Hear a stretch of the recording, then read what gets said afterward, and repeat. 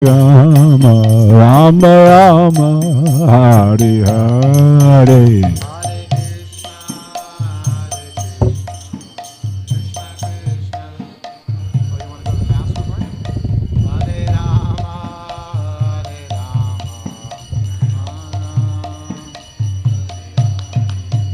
Hare Krishna, Krishna Krishna, Hare Hare, Hare Ram, Ram Rama, Hare Hare.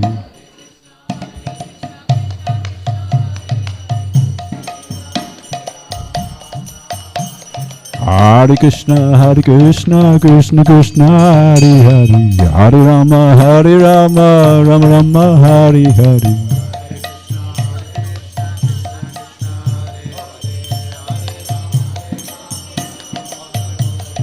Hare Krishna, Krishna Krishna, Hare Hare, Hare Rama, Rama Rama, Hare Hare.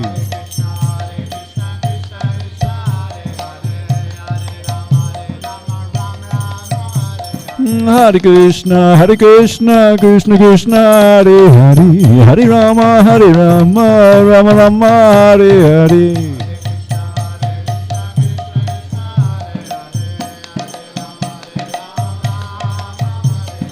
Hare Krishna,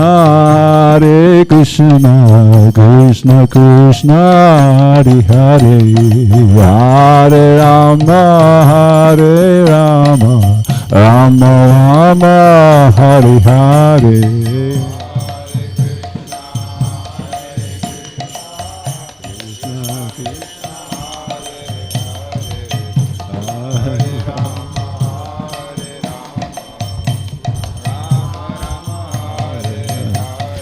Hare Krishna, Krishna Hare Hare, Hare Rama, Rama Rama, Hare Hare. Hare Krishna, Krishna Hare Hare, Hare Rama, Rama Rama, Hare Hare. Hare Krishna, Krishna Krishna, Hare Hare, Hare Rama, Rama Rama, Hare Hare.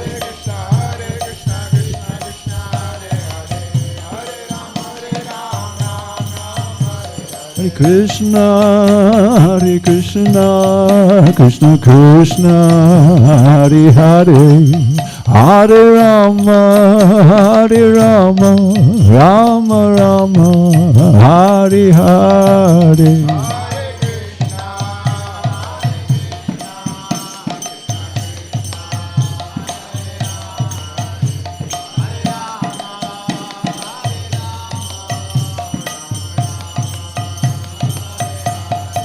Hare Krishna, Krishna Krishna, Hare Hare, Hare Rama, Rama Rama, Hare Hare.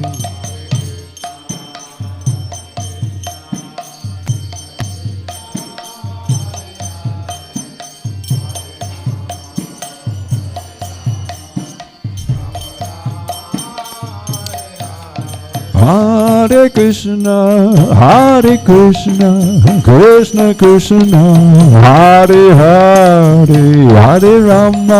Hare Rama, Rama Rama, Hare Hare.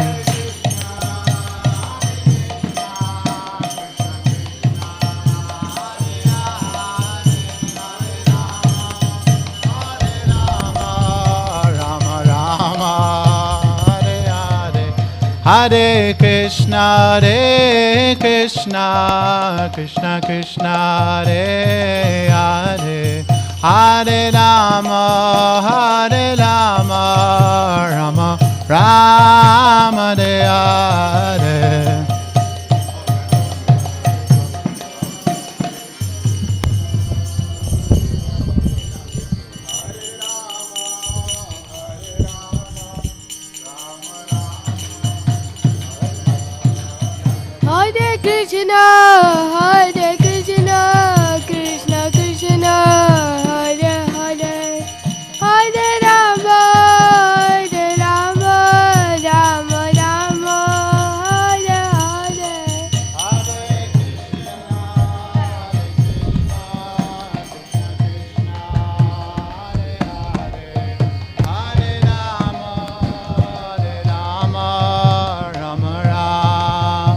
Hare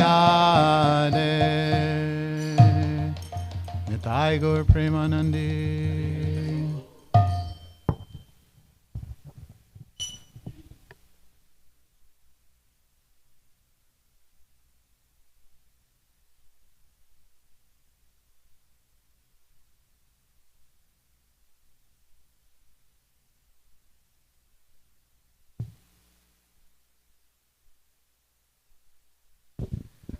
Hare Krishna, your devotees. It's my great honor and privilege to welcome His Holiness Romapada Maharaja. Let's give him a big, warm welcome. Hari Bo.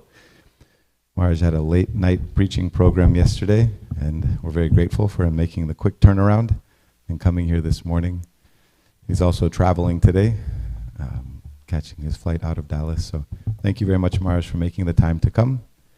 Maharaj is a senior disciple of Srila Prabhupada in our movement and an initiating spiritual master. And he travels and preaches and was part of the GBC for many, many years. And we're just very grateful that he's come and given us his association. And let's all please give him our undivided attention. And yeah, thank you so much. Give him one more big welcome. Hari Bo. Jaya Radha Madhava Kunjavi Hare Radha Madhava Kunjavi Jaya Radha Madhava Kunjavi Hare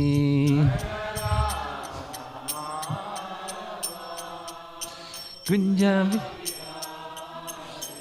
Gopijana Bhallabha Girivadadhadi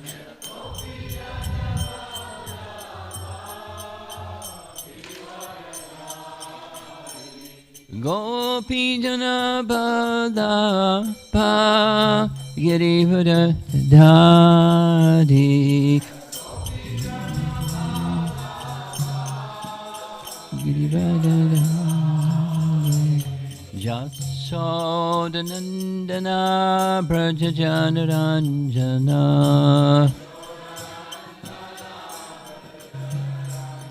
Jasodanandana Brajajanaranjana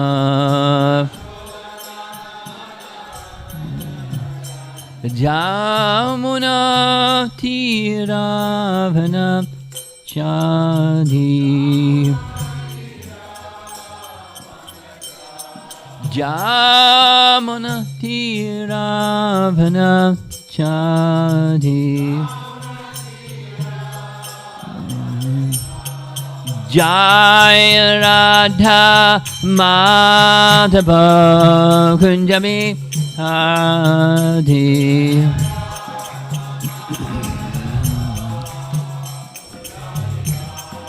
Jaya Radha Madhava Kunjabi Hadi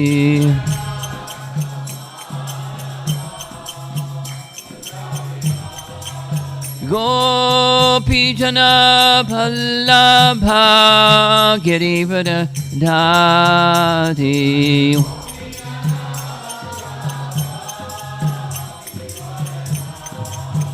Gopijana Bhallabha Girivadadhadi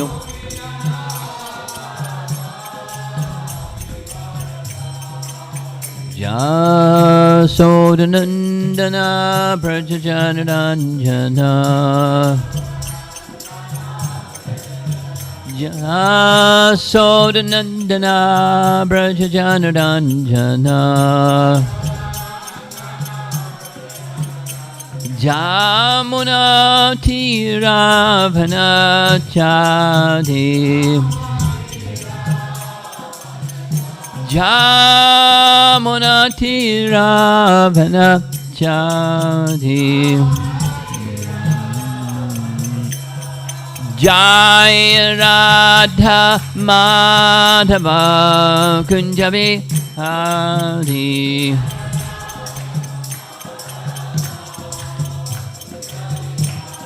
Jaya Radha Madhava Kunja Bihari.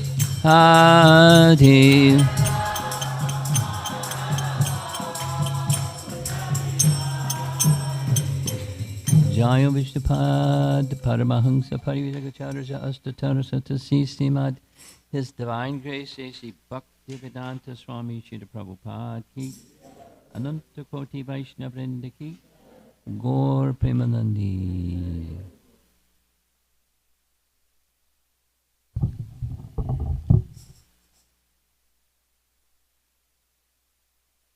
Been a while since I've been here, but there's the same place. Same deities, same B.G. Sharma paintings on the wall, and the speakers facing this picture of Vrindavan, Krishna Balaram Mandir.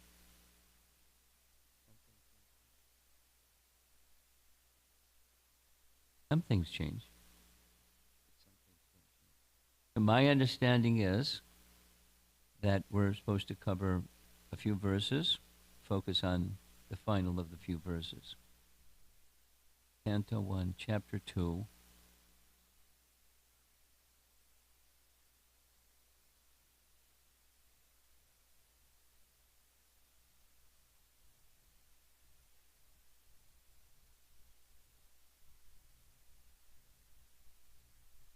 So how are we going to do this? We'll chant the verse 34, then we'll go back and read the other verses.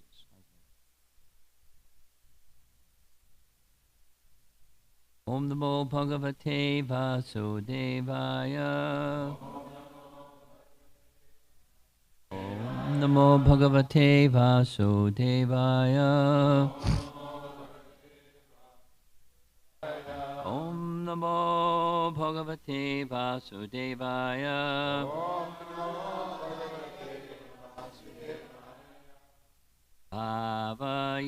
Bhavatyat Esha Satvena Lokan Vai Loka Bhavanaha Lilavatara Nurato Devatiryan Naradishu Bhavayat Yesha Satvena Lokan Vai Loka Bhavanaha Lilavatara Nurato Devatiryan Naradishu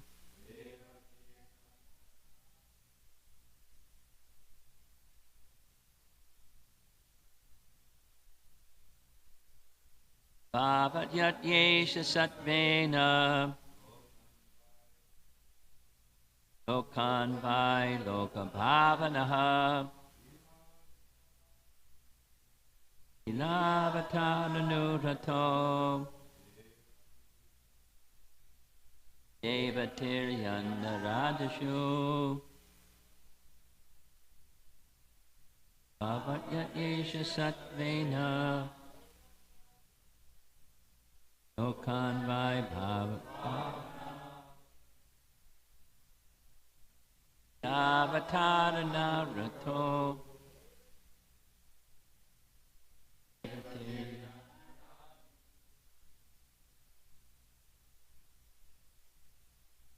Bhavatyat Yesha Satvena Lokan Vai Loka Bhavanaha Ilavatara Narato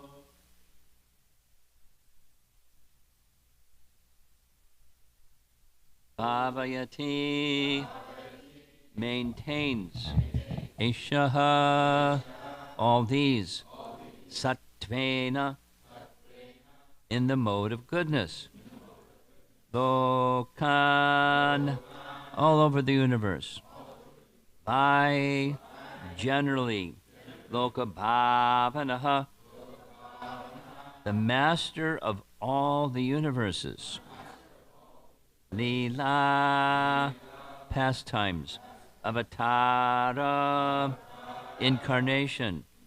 Anurataha, assuming the role. Deva, the demigods. Tiryak, lower animals. Nara adishu, in the midst of human beings. Translation, thus, the Lord of the universes maintains all planets inhabited by demigods, men, and lower animals. Assuming the roles of incarnations, he performs pastimes to reclaim those in the mode of pure goodness. I think I'm going to read the purport next, and then we'll go back. There are innumerable material universes, and in each and every universe, there are innumerable planets inhabited by different grades of living entities in different modes of nature. The Lord Vishnu incarnates himself in each and every one of them, and in each and every type of living society. He manifests his transcendental pastimes amongst them just to create the desire to go back to Godhead. The Lord does not change his original transcendental position, but he appears to be differently manifested according to the particular time, circumstances, and society. Paragraph. Sometimes he incarnates himself or empowers a suitable living entity to act for him, but in either case, the purpose is the same, which is the Lord wants the suffering living being to go back home, back to Godhead. The happiness which the living beings are hankering for is not to be found within any corner of the innumerable universes and material planets. The eternal happiness which the living being wants is obtainable in the kingdom of God, but the forgetful living beings under the influence of the material modes have no information of the kingdom of God. The Lord therefore comes to propagate the message of the kingdom of God, either personally or as an incarnation, either personally as an incarnation or through his bona fide representative as the good Son of God. Such incarnations or sons of God are not making propaganda for going back to Godhead only within the human society. Their work is also going on in all types of society amongst the demigods and those other than human beings. He's busy. That's a lot of living entities, a lot of species, and a lot of incarnations, and a lot of preaching, and a lot of recruiting.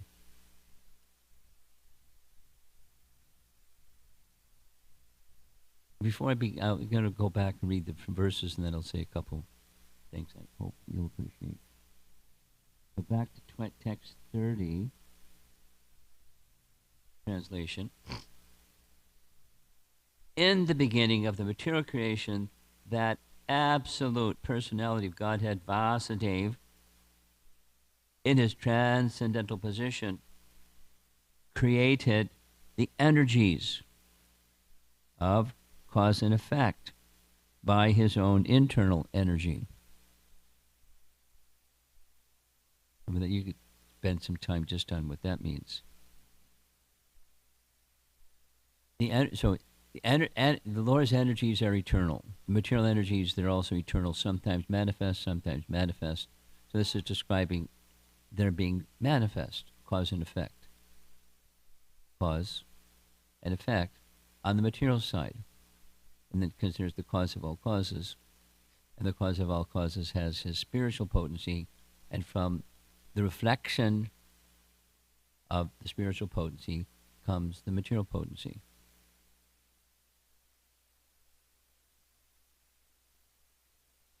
There's a lot to say about that message, and the Bhagavatam does say a lot about that message. There's one way of describing these first 3 chapters of Srimad Bhagavatam is the essence of Srimad Bhagavatam is in these first 3 chapters. And then the rest of the Srimad Bhagavatam is expanding and expanding and expanding. So if you can understand these first 3 chapters, you got the Bhagavatam in your hand.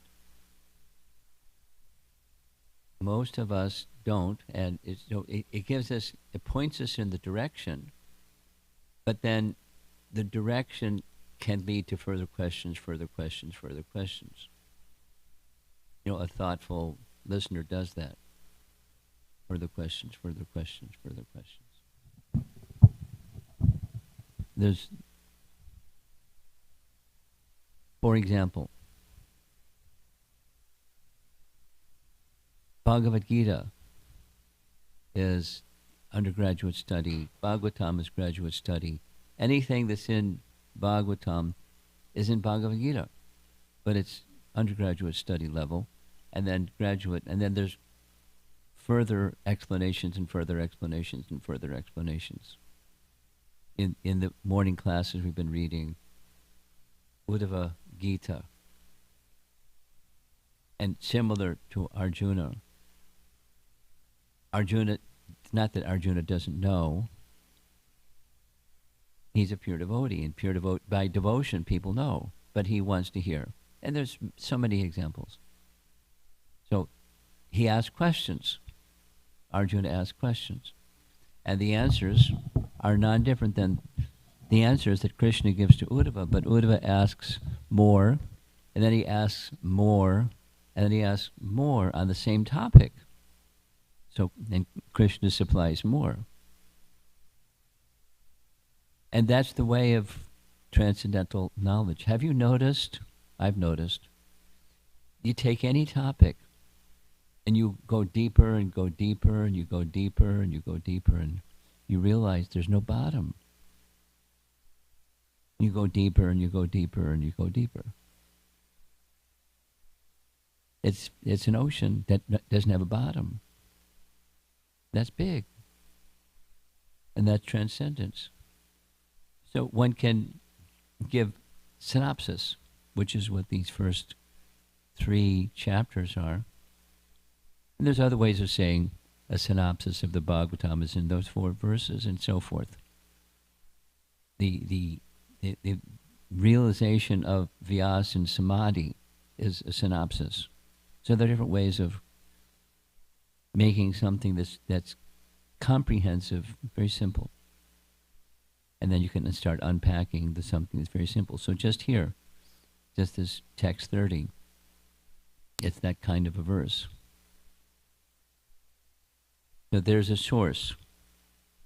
There's a source of everything. That source of everything is the absolute truth, is the source of everything. And that absolute truth is a person. And that person reciprocates with the desires of the living entities in the spiritual world, and reciprocates with the desires of living entities that don't want to be with a subordinate relationship with the Supreme Lord. They want something other, a misuse of free will situation. And so the Lord reciprocates. And this is describing that reciprocation. It's, in a nutshell, it's the process of creation. And then periodically, there's creation, maintenance, and destruction. And then resting, and then creation, maintenance. It's just cyclical, keeps going on. So this is one of those cycles. And from the spiritual potency of the Supreme Lord, the cause and effect of the material world is generated. But so again, the cause and effect of the material world is resting upon the spiritual energy.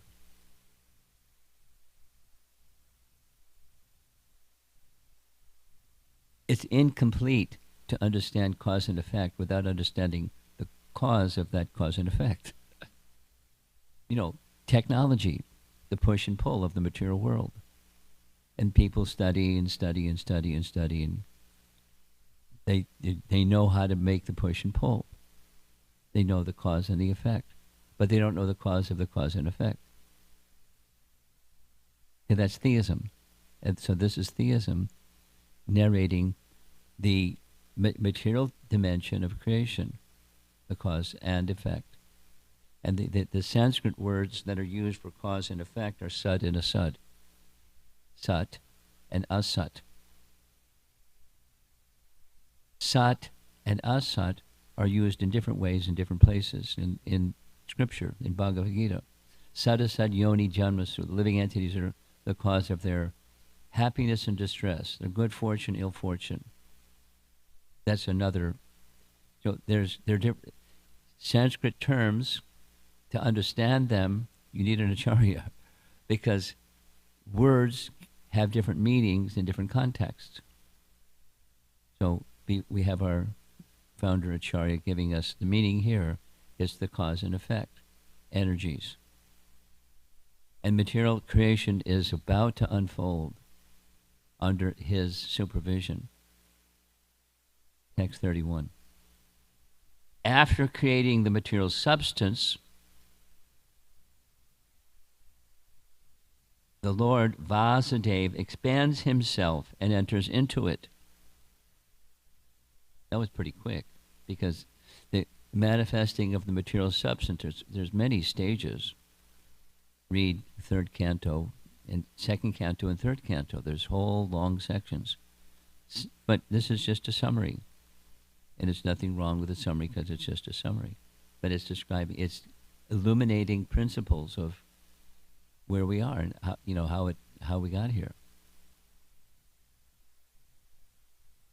After creating the material substance, the Lord Vasudeva expands himself and enters into it.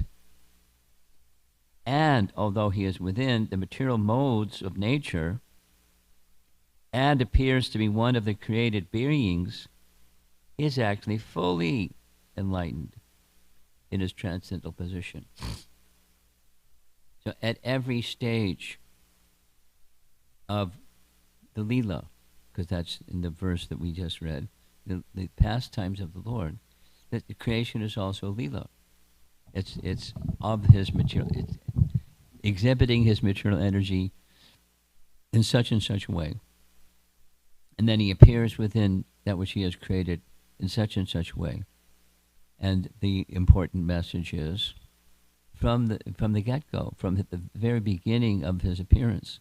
And he can appear as if the sun, or he can just, voila, just make some appearance and come out of a pillar. It doesn't need any methodology. He can appear however he likes, and he does whatever he likes. Such a sankalpa shakti, he just desires. And so from the very beginning, in his appearance, just take vraha or kurma, or the forms other than the human form, fully cognizant. Or like Krishna's pastimes, and one of the charm, or Ramchandra's pastimes, both, that the charm of appearing to be of us, one of us. Then some people think he's one of us because he appears like one of us. But when he does leelas that exhibit his divinity, then the materialists are puzzled. It's fancy, it's fairy tale, it's allegorical, it's not true. Only weak-minded people will go for this stuff. And they have different ways of looking at that which is fully transcendental. And our Vaishnava perspective, on the authority of the Bhagavatam, he is always fully enlightened in his transcendental position. Always.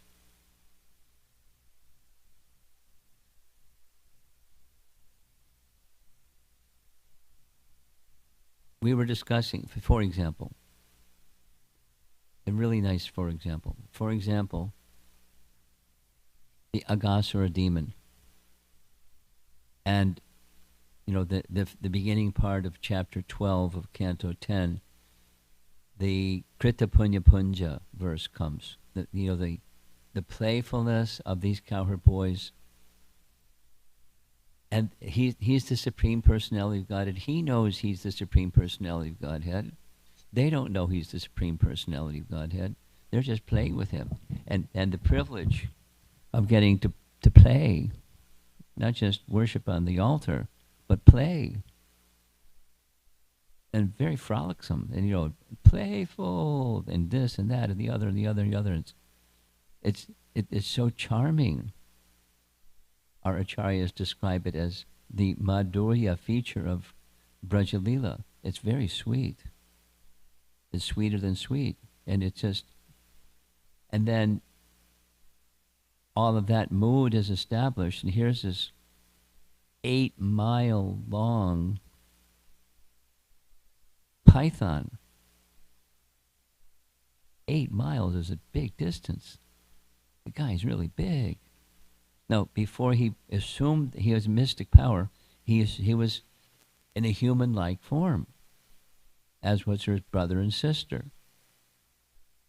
His sister was Putana. She had a human-like form. She was a witch, so she could assume other forms, like a beautiful, beautiful, beautiful, beautiful, so beautiful woman that they thought she was the goddess of fortune and let her right in to try to kill Krishna. Anyway, in Bakasura, a human-like form. So here's this python, 8 miles long, and the cowherd boys are in such a playful mood. And what's this? Must be a play toy. Let's go play. That's their mood. And supposing it's a demon that wants to kill us, Krishna will take care of him. If that's the case, let's go. And so they start to enter the calves and the cow, because the calves just tag along and follow. They love the cowherd boys. The cowherd boys love the calves, and they don't herd the calves. They just tag along with the cowherd boys. So off they go into the mouth of Aghasura. They're very nice description. Very nice description. 3 times. Very nice description. Krishna didn't want them to enter the mouth of Aghasura, but they entered the mouth of Aghasura. Wait a minute. Wait a minute. He wants something and it doesn't happen? He wants something to not happen and it happens? Wait a minute. Is he the supreme or is he not the supreme? What's going on? Because the source of everything is the source of everything. And he just desires and it happens, right? That's how it happens. His energies, that's the previous verse. His energies make it happen. He didn't lift a pinky. I mean, he lifts Govardhan Hill, but he could lift Govardhan Hill without lifting Govardhan Hill. It's a pastime. So it's a pastime. The cowherd boys enter the mouth of Aghasura, and he doesn't want it to happen. So there's lengthy discussion by our acharyas, and it goes like this. Very simple solution. The Lord has spiritual potencies. Swarup Shakti. Spiritual his own Swarupa Shakti. His own spiritual potencies. And the spiritual potencies are 3 in number. And then subcategories of those 3. Unlimited. Shri, Bhu, and Nila or Lila. Lila and Nila are used interchangeably.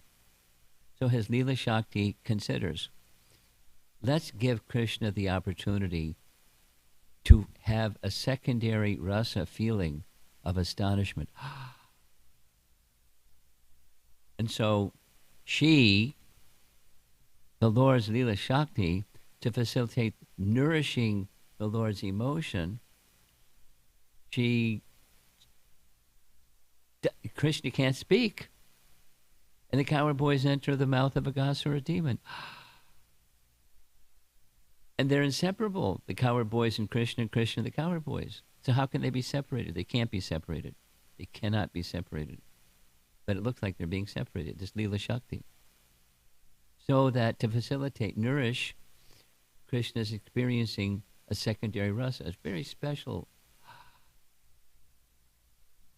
emotion. And then Leela Shakti shifts, and then Krishna knows what to do, and Krishna enters the mouth of Aghasura, and the rest of the story. But the previous verse was speaking the sad asad, the cause and effect of material creation, and this resting upon the spiritual potency of Krishna. And he's the controller of everything. And even when it looks like he's not the controller of everything, he's the controller of everything. Because things are happening by his potency. He's the Supreme. And the Supreme has unlimited potency. And by his potency, things happen. So it includes, he enters into different species of life. He enters into the different species of life that he manifests with his cause and effect potency.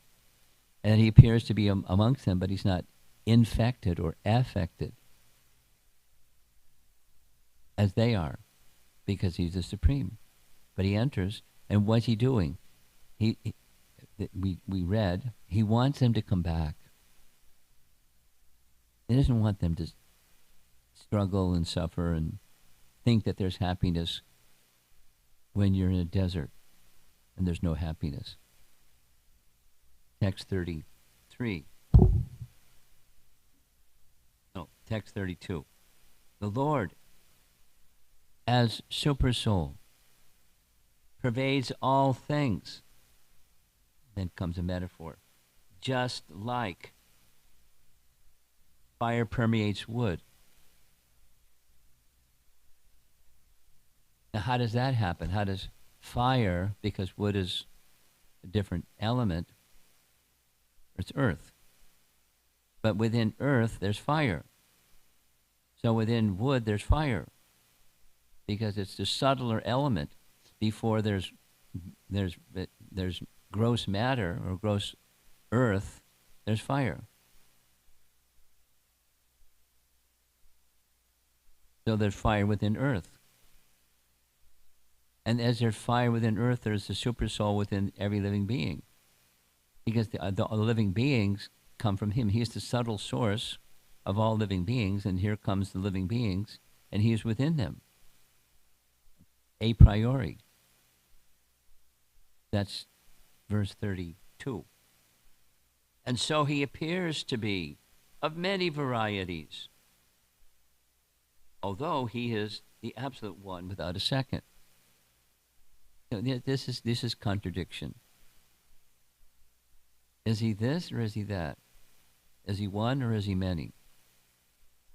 Well, he's one and many. Oh, come on.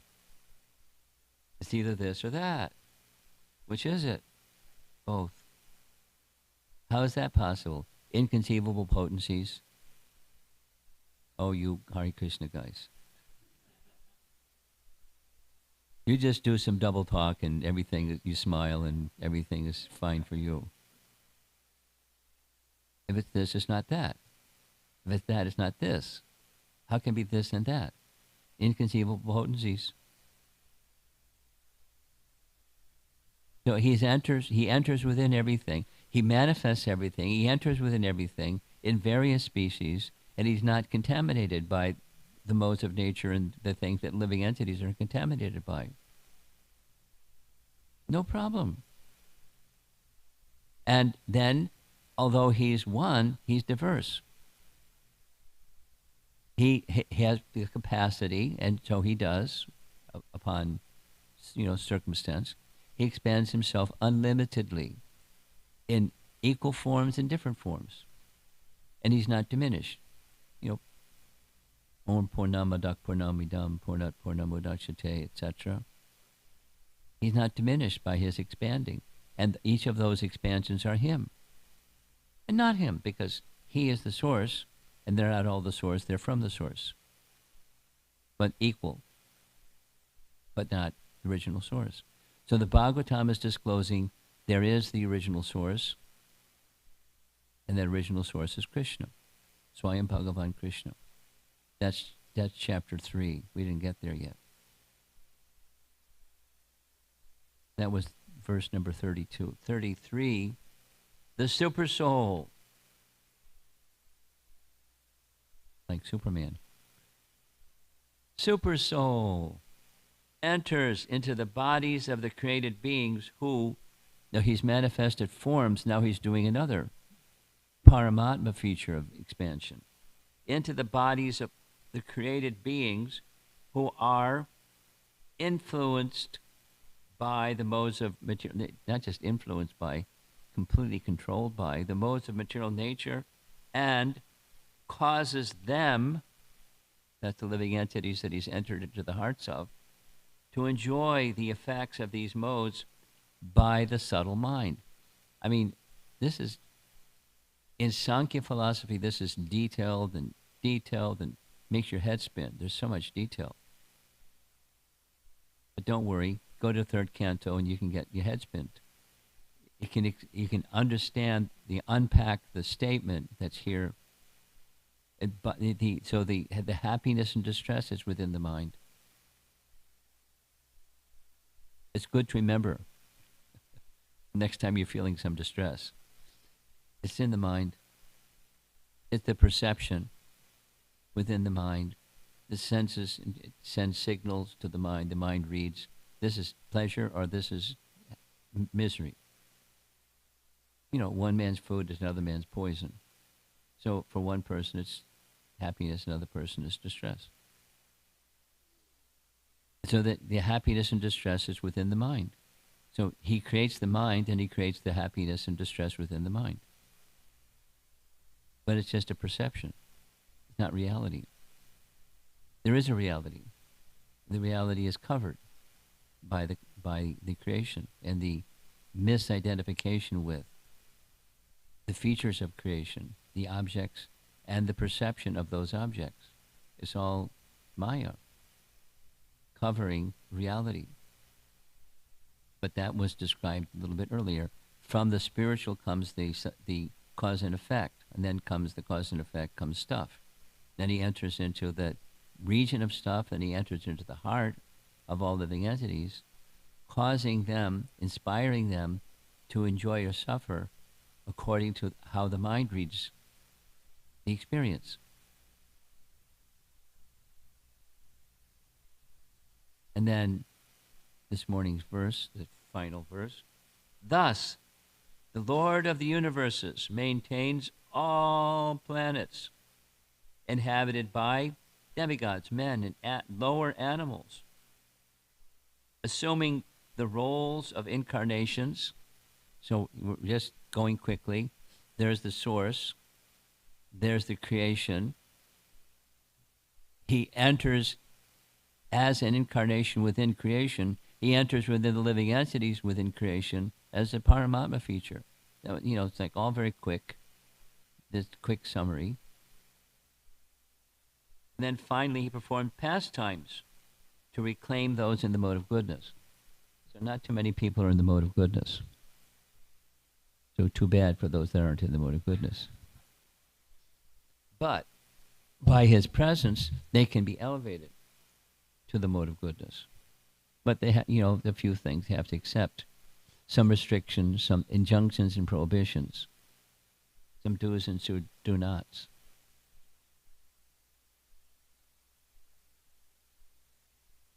And if you don't like it, you can stay in the modes of nature, and that's okay. And if you want to become free from the lower modes of nature, if you want out of jail, you have to be, be good. And then you can get your jail sentence lightened. So it's like that, Prabhupada describes, it's like that. The governor can enter into a prison, and he doesn't become a prisoner because he entered into the prison, and he can grant pardon to anyone in the prison. He has that authority. So those that are in the mode of goodness prisoners, they get pardoned. They can get pardoned. Then it's up to the governor to decide yes or no or maybe and set conditions. So the personality of God is not cruel. People got what they wanted. They didn't want misery, but they got the lure of enjoyment, and so go ahead. The advice is please don't. But stubborn obstinacy that I'm going there anyways. It's like a child and demanding something from their parents, and the parents say no, and the child demands and throws a tantrum and says okay, but at your risk.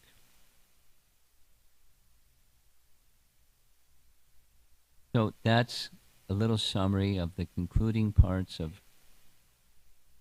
Chapter 2, Canto 1. The beginning of Canto 1, Chapter 2, is a very wonderful description of the process of bhakti and the unfolding of the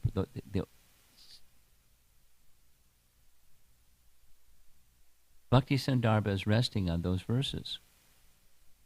The stages of bhakti. There's details and details and details further in Bhakti Sandarbha that come from other places, but how bhakti unfolds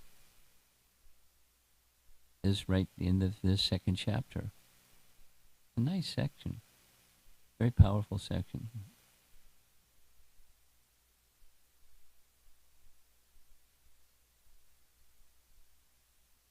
A little sharing. When I arrived in Dallas, I went to the baggage claim. They took forever to get the bags delivered from baggage claim. It was a pretty unusual, really long wait. And while I was one of the first ones there, and there was some gentleman at baggage claim around shortly after that I got there, and dressed very nicely, and man of stature, and he smiled, and I thought, And then I got involved with somebody that came to pick me up because they were there at the baggage claim. So he kind of backed off. And then the bag came, and so off we go to the car, and he said, with the same smile, "You going to Kalachandji's?"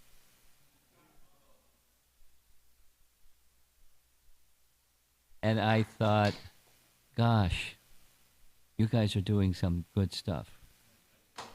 I mean, to get here isn't easy. It's not like some other places that are a little easier. But it's okay. It is what it is. The history is what the history is. And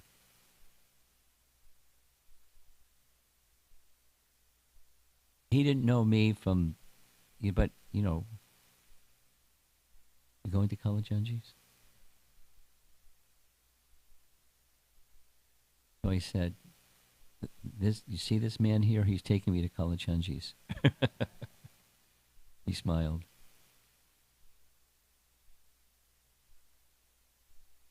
So keep going. And then this past weekend, there was a nice retreat. I know some of you here know about it. And Kalachandji's was the supplier of the prasadam, and people really liked the prasadam. And there was a nice arrangement, so it was without all the detail. The host, one of the difficulties, it's a detail, one of the difficulties in arranging retreats is people that have facilities, they don't let you cook. You have to cook. You have to buy their stuff. And even they can cook vegetarian. We don't have people cook for us. We cook ourselves for reasons. And so they found a place. But they have a kitchen, but they don't have cooks.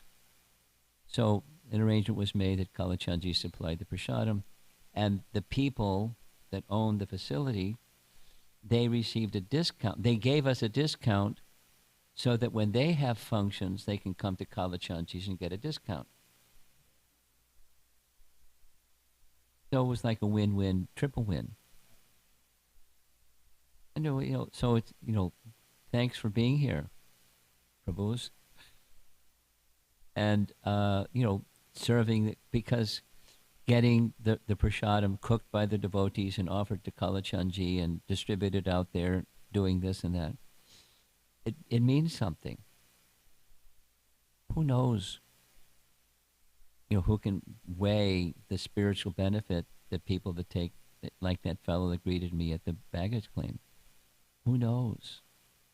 But it's an eternal asset. And his speaking good words about Kalachandjis is for his benefit also, and the people that hear his good word and invite them to come and come with them or something. It's the dark age of Kali, and it's the dark. It's nasty. Paint it and perfume it, and make it look nice, but it's not nice. And to do something that's transcendental in the midst of it's not nice, and staying with it for so many years.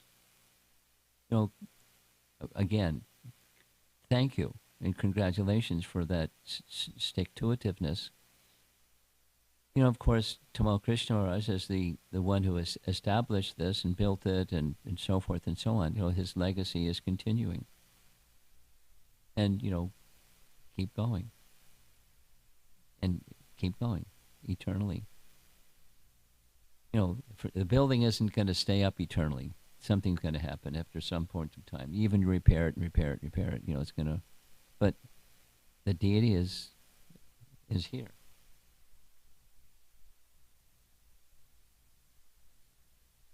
Radha Kalachandji. So let's see if there's some discussion on these verses from Canto 1, Chapter 2. Hare Krishna Maharaj, thank you so much for a beautiful lecture. I was wondering, how does Radharani help us to get out of the prison? How does Radharani help us? She's 50% of the Mahamantra.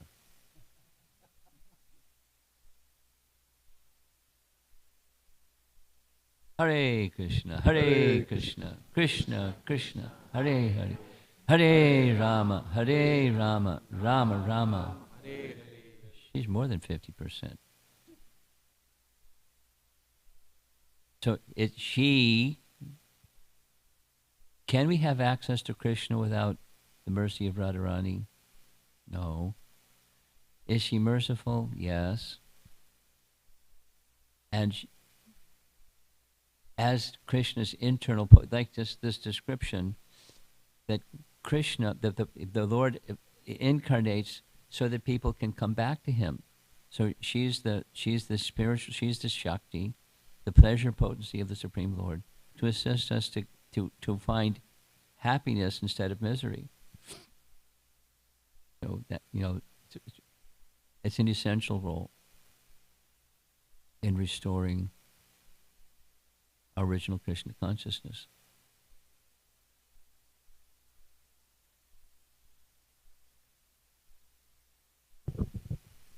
Hare Krishna Maharaj. I have two questions. Two questions. So do one at a time. One at a time. Yes, Maharaj. So the first question is based on the purport here. Vyasadeva here says that the Lord reclaims the people in the mode of pure goodness. And then in the purport, Srila Prabhupada, he expands this a little bit more. And he says that the Lord, He incarnates in different species and different grades of living entities who are in different modes. And so how are those people going to come to the pure mode of pure goodness? Is that your question? No, my question is a little... Question. Sorry? That's a good question. Yes. Go ahead. So my question is, we do hear that the human form of life is very rare, and then generally this is from the human form of life gives us the opportunity to go back home, back to Godhead. But here we see that the Lord, He's incarnating even in different species of life which are not human, And here Srila Prabhupada says to give them an opportunity. So is there... Well, you fast forward. It doesn't say like purification stays with the soul that becomes purified. That's a chance. Doesn't mean they go from a giraffe to, back to Godhead. Doesn't mean that. At least that's not my reading. Okay. Purification. Attraction. Purification. Great. Thank you, Maharaj. Maharaj, the second question, it's been bothering me for quite some time, and I was looking to ask someone. Swami, I know. It's from this chapter actually. This famous verse, Nashta Prayeshu Abhadreshu, where Srila Prabhupada states, by regular attendance of classes in the Srimad Bhagavatam and by rendering service to the pure devotee, all that which is troublesome to the heart is almost completely destroyed. Oh, that's easy. So what is almost like? That's easy. It's not Prabhupada says, it's Sutta Goswami says. And the almost is just describing the stage of nishtha, because that's right within the verse itself. Nashta prayeshu abhadreshu. So it's a stage. The almost is a stage. It's okay. You send a rocket ship up in the air and you see it, the picture of it taking off. That's not it. Keeps going. But it's there it goes. Nashta prayeshu abhadreshu. Nashta prayeshu is almost. Prayeshu. Prayena payashakshabhya kalavasmin yugejana. The same, root. Almost. A little. Not completely. It's a stage. Okay. You want to keep going on it? Yeah, sure. Give the guy the microphone again.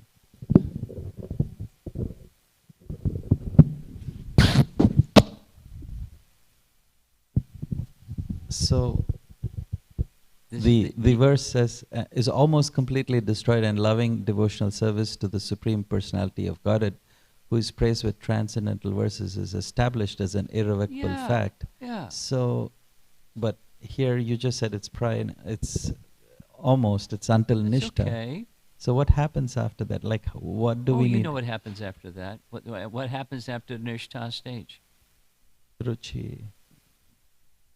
Right. And Asakti, Bhava Prema, right. So it's established that Nishtha means no turning back. Oh. Now, is it possible to turn back? No. Yes. I mean, yeah. Supposing one has attained the stage of ruchi, is it possible to desist and slacken and fall back? Yes. Yes.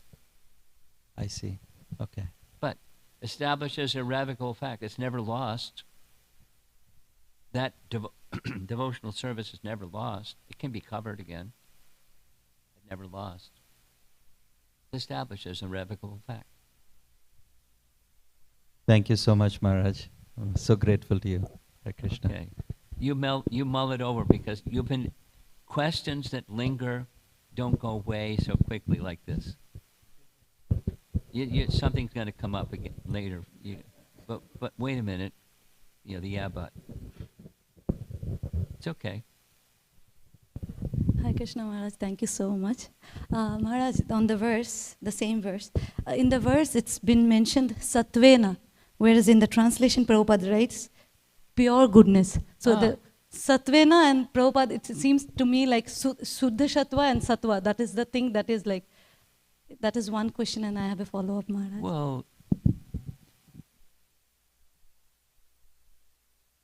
an acharya, Prabhupada is our acharya, and the acharya has the capacity and responsibility to illuminate.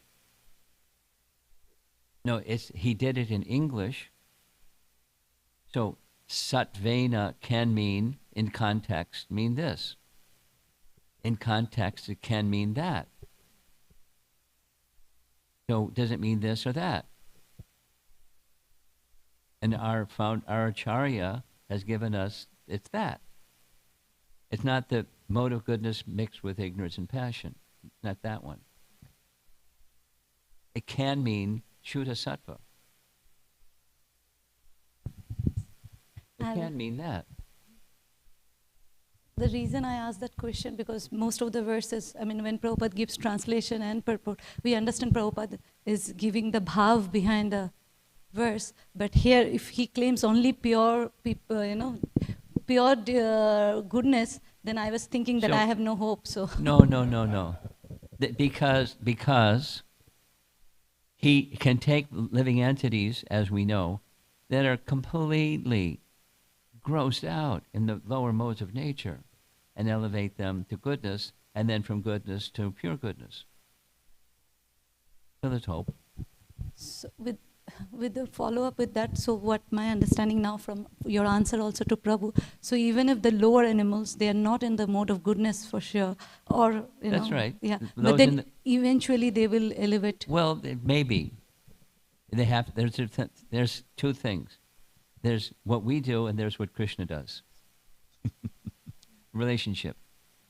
So there's things that we need to do, but Krishna is so merciful, he can take,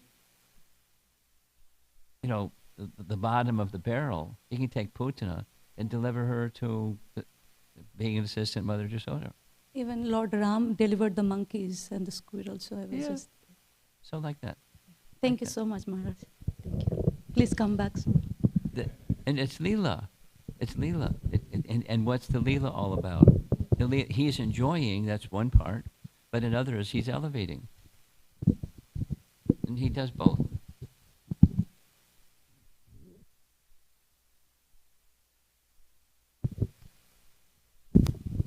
Hare Krishna Maharaj. Don't hold the microphone so close. Sure. Okay, good. In Bhagavad Gita, Krishna asked Arjuna, come to transcendental level. He asked him what? Come to transcendental level. Yeah. So while working for our livelihood, how to maintain? If we come to the temple, we are in kirtan, everything is nice. But when we are working, our consciousness is completely different. Well, that's you. Doesn't have to be. But there's a means to get to the pure. It's just like her question. If you're not there, you follow the process. You follow the sadhana to get to the sadhya. Come to the temple more often. And then make your home a temple, and and et cetera, et cetera. So gradually.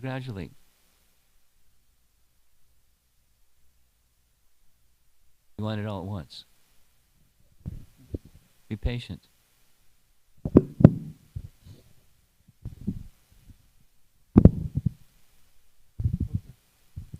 Hare Krishna Maharaj. Haribol. I wanted to ask, when you were talking about the Agasura pastime, you were saying, explaining the concept of Krishna's energy, arranging it and overriding his actual desire. Saying that... No, not overriding. Okay. Facilitating. Thank you. Explaining that to someone, you said, these Hare Krishnas and their double speak, they're contradicting themselves. So how, if we're ever in a situation speaking to someone who is getting confused about our explanation of the Siddhanta, how could, especially this aspect of it, how can we, speak to them and explain it and prevent them from being offensive or... Well, how to? It depends on you, depends on them, depends on the relationship, depends on circumstances. Depends how to. And depending upon those circumstances and the choices that you make, the responsibility, your responsibility is to represent a disciplic succession transparently. And then the outcome, they'll make some choices. They'll say yes or no or maybe. That's their choice. Your responsibility is to be tuned into, what level in their spiritual trajectory, where are they? And according to your estimation, Krishna gives some intelligence, what that is, and then you explain. And the result is up to him and up to the decisions that they make. They have a relationship with Krishna. You can't interfere. You can't impose it. You do the best you can. So you have to have some spiritual intelligence to answer a person that's doubting and doesn't seem to want to accept the explanation. Then you're one more time. Your responsibility is sound vibration. Represent the cyclic succession transparently, according to your intelligence of what the audience, the person or the situation can handle. And the result is in their hand, and it's up to Krishna to assist them. You're just the instrument, as best you can.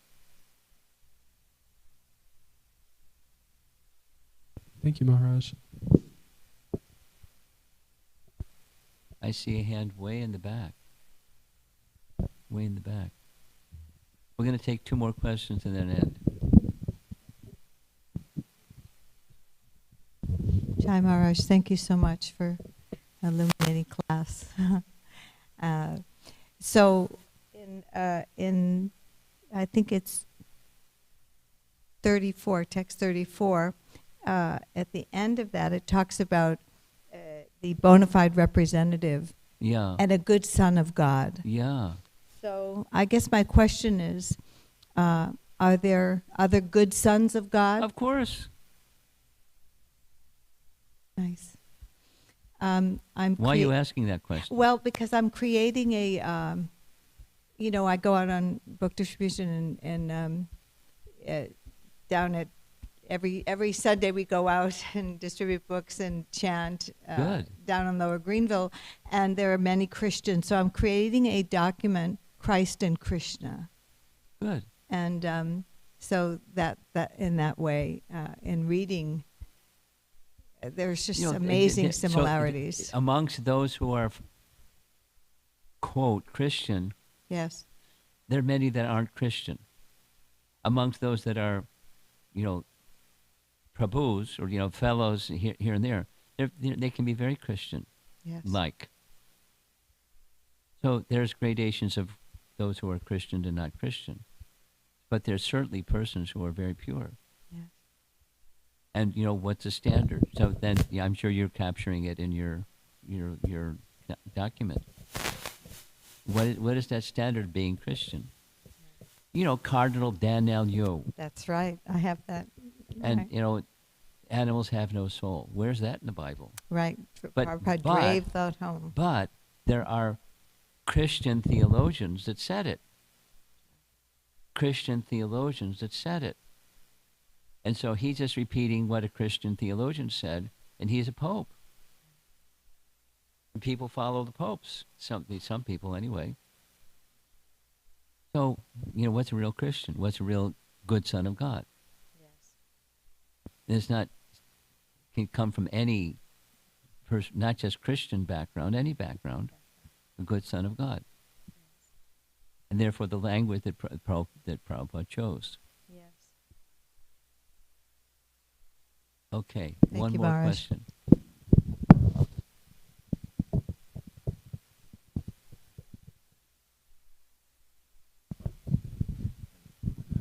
Hare Krishna Maharaj, thank you so much. We'll take 2 questions. You 2 are into dispute. I might have already answered this just hearing you, but this has been on my mind for quite some time. We go out and distribute books and preach, and our endeavors are somewhat successful and sometimes not so successful. Hold the microphone a little further away. Not so successful. And we want to keep our sanity, as well as most optimally preach.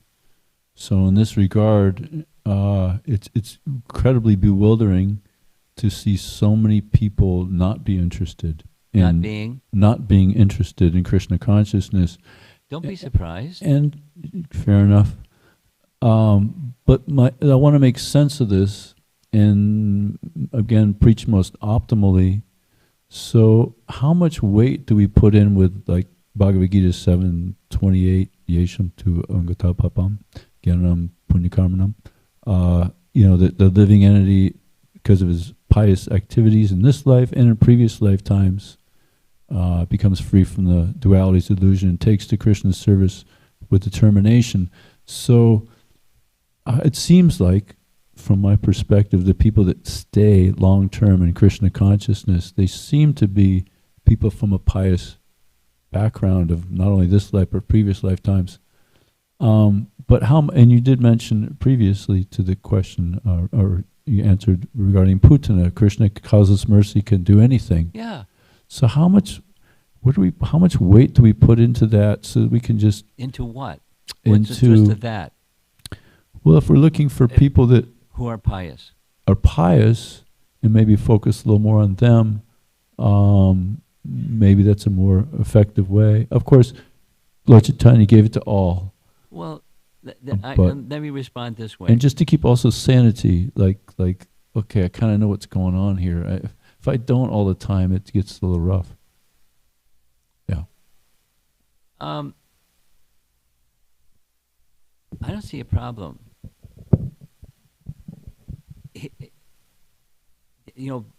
Like her question of there's no hope to come to the stage of pure devotional service because I'm so far away from that.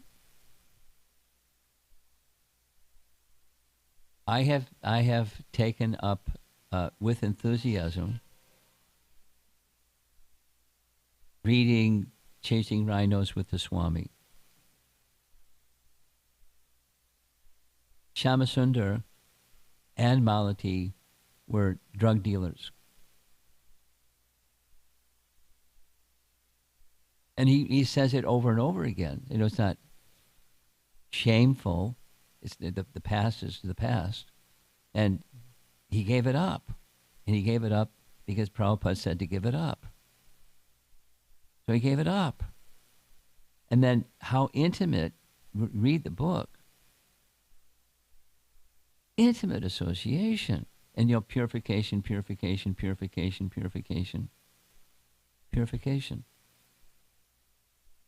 No, he's had medical problems, one could say perhaps because of his past bad activities, directly and indirectly. But who's eligible? No, so back to the fundamental part of your question, how much weight to put. Supposing the well is dry, some drops, and then more drops and more drops and more drops. It's never lost. So whatever it is that you're doing on Sankirtan as a representative of our founder Acharya and whoever else you understand you're representing, disciplic succession, you're an instrument. That's what you do. You act as, similar to his question, you act as best you can as an instrument, transparently. And you're increasing the accumulation of well-being, krita punya punya. And whatever's going to happen is going to happen. You just continue being the instrument. The result is up to Krishna. You just continue being, as best you can, suitable instrument according to time, place, circumstance. The intelligence that Krishna gives you how to conduct yourself as best you can, as transparently and as purely as you can, and hope for your purification so that you can become a better instrument. And Krishna can wield you as he chooses in a way that, yesterday is less and today is better and tomorrow is even better. Progressive. That's your purification and your ability to be an instrument, that's all. And it's up to Krishna. That's how much weight. And Krishna's going to send the whole spectrum.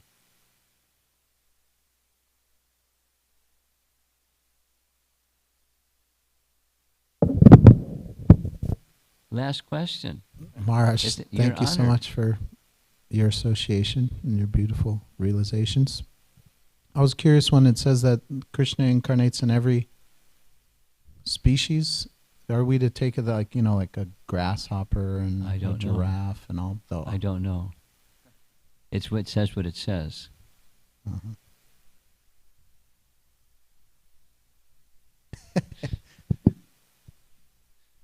Srila Prabhupada ki jai.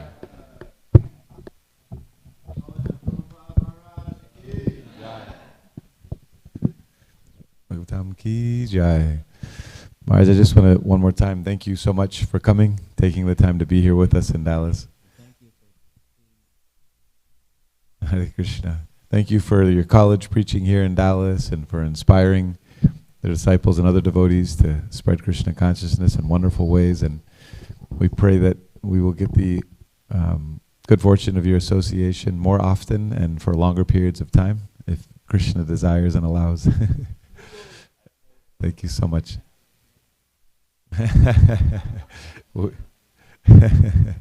Anything's possible by the mercy of Krishna. So thank you so much again, Maharaj. Let's give Maharaj one more big Hari Bo. Hari Bo.